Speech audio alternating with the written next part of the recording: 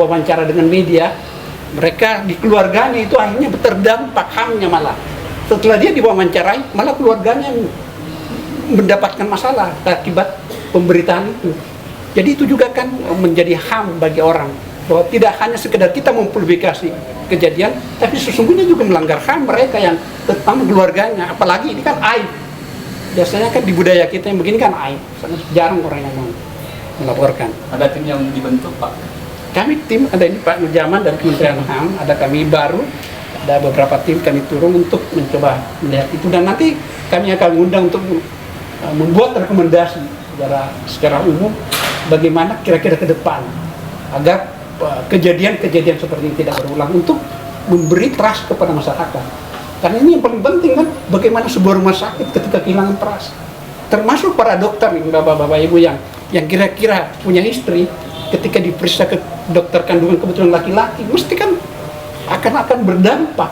Nah, ini yang kita akan coba rekomendasikan kira-kira gitu. Dalam artian Pak, rekomendasi ini untuk pembuatan aturan baru?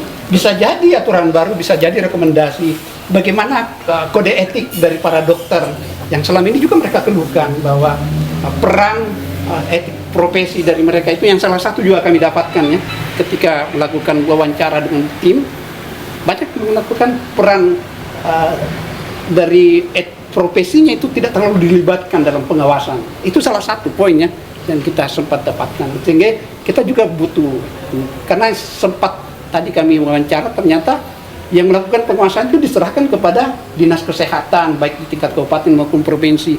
Padahal mereka sumber dayanya sangat terbatas. Ya kan, yang mengawasi dokter bukan dokter gitu loh. Katanya karena birokrasi ya, mungkin apoteker atau apa dan lain-lain, ini kan mempengaruhi semua gitu. Dalam artian Pak, undang-undang kesehatan akan direvisi ke depan? Kita tidak melihat itu, tapi kita akan memberi rekomendasi, nanti mereka lah teman-teman di pusat nanti, tapi ini menjadi atensi dari Kementerian HAM. Kami diperintahkan langsung oleh Pak Menteri dan seluruh jajaran untuk menindaklanjuti kasus ini. Berarti kalau begitu Pak, ada celah pelanggaran dalam aturan atau undang-undang kesehatan saat ini? Kami tidak ingin masuk di sana. Biarlah penegakan hukum nanti yang bicara di situ.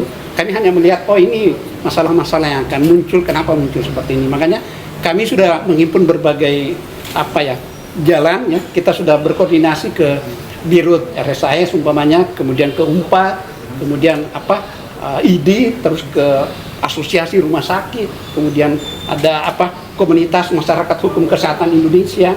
Jadi kami coba menghimpun berbagai, termasuk ke kita kepolisian hari ini itu menghimpun berbagai masukan dan informasi. Ada lagi yang lain?